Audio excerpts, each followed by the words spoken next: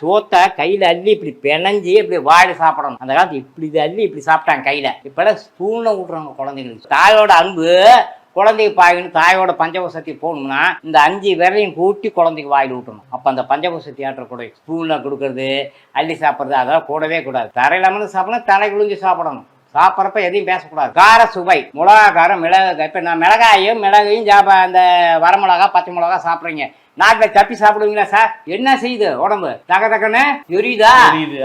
ஆனால் நாம் என்ன பண்ணுறோம்? குருமா குழம்பு அதுக்கப்புறம் எல்லாத்தையும் என்ன பண்ணுறோம்? மிளகா பொடி போட்டே தீர்றோம். மிளகா தான் புற்றுநோயை உருவாக்குது. இப்போ பெண்களும் பார்த்தீங்கன்னா மாங்காயில் வெறும் மாங்காயை சாப்பிட்டா அது பிடிப்பு சோதான், அது ஒரிஜினல்.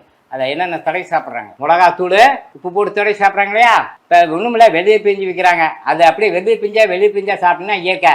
அதை என்ன பண்ணுறாங்க? இப்போ பெண்களுக்கு ஏன் புற்றுநோய் வர்றது காரணம்? இப்போ தம் அடிக்கிறாங்களா, தண்ணி அடிக்கிறாங்க? இல்லை அப்படியே புற்றுநோய் வருது. கார சுவையா படிப்படியாக குறைச்சிட்டு வரணும். சித்தரில் பார்த்தீங்கன்னா 3 சுவை தொடவே மாட்டாங்க, உப்பு புளி காரத்தை தொட மாட்டாங்க. அப்போ நாம் எதை சாப்பிட்ற மாதிரிங்க?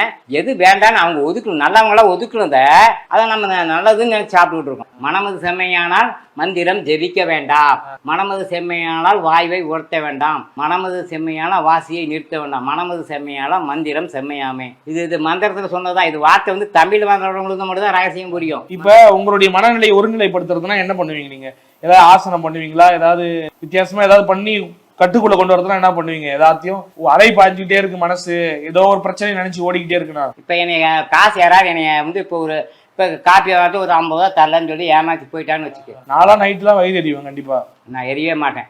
அடப்பா என்னோட பாவத்தை சொன்னதுப்பா, அப்பா எனக்கு ஏதோ பாவம் ஓட்டி இருந்தது தப்பிச்சுட்டு இருந்தா அந்த பாவத்தை அவன் சுமந்துட்டு போறான், அப்படி சந்தோஷப்பட்டுருவேன்.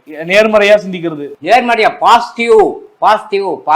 இப்போ எனக்குலாம் கவலை வந்துச்சுன்னா, பழைய அந்த காலத்து கவலையோ பிரச்சனை வந்துச்சுன்னா என்ன பண்ணுவேன்? சட்டி சுட்டதாடா கை விட்டதான்னு நாங்கள் எங்கள் காலத்து எம்ஜிஆர் சிவாஜி படம் தான் இருந்துச்சு. அப்படி பட மாட்டேன். என்னதான் நடக்கட்டுமே இருக்கு. எப்படின்னா பாசிட்டிவ் பாட்டு, பாசிட்டிவ். நீங்க வாழ்க்கையில் எல்லாமே பாசிட்டிவ் எடுத்துக்கங்க. ஏன்னா ஆசை இல்லாதனாலதான் இத்தனை துன்பம் வருது. இப்ப நான் சொன்னா 3 ஆசையா, அந்த 3 ஆசையை விட்டுட்டாத்தா உங்களுக்கு இறை நிறைய கிடைக்கும். அப்பதான் கிடைக்கும். நானே இப்ப நிறைய ஆசைப்படுதுன்னு வச்சுங்க, எனக்கு இந்த திருமணத்தெல்லாம் உள்ளூர்ல கிடைச்சிருக்காது. நீ எத்தனை வயசு வாழணும், எத்தனை வயசு ஆகணும், முட்டை பிறந்தது 300 நாள், இட்டது தாண்டில ஏதேனும் ஏழைகால், பட்டது பாரணும், கெட்டது 70, கேடு அறியணும், கடைசி 70க்குள்ள உங்களுக்கு ரிசல்ட் கொடுத்துருவாரு அப்படிங்கிறாரு. 100 வயசு வாழ்றதுக்கு, 1000 வருஷத்துக்கு வாழ்றதுக்குலாம், கோடி வருஷத்துக்கு வாழ்றதுக்குலாம் பிளானிங் இருக்கு. 6 சுவையும் உடம்புல சேர்த்துக்கிட்டே இருங்க, டெய்லி சேர்த்துங்க. முதல்ல இனிப்பு சாப்பிடணும். இனிப்பு சாப்பிட்டீங்கன்னா தான் உங்க உதட்டுக்கும் மண்ணீருக்கும் இறப்பைக்கு பலம் கிடைக்கும். அதுக்கப்புறம் நீ மற்றவனும் கொடுக்கணும். இப்போ நேரம் இட்லி தோசை உங்க பிரியாணி இனியை சாப்பிட்றீங்க, போனவங்க வெட்டிடுறீங்க. அது எங்கேயும் இனிப்பு சுகர் இருக்கா?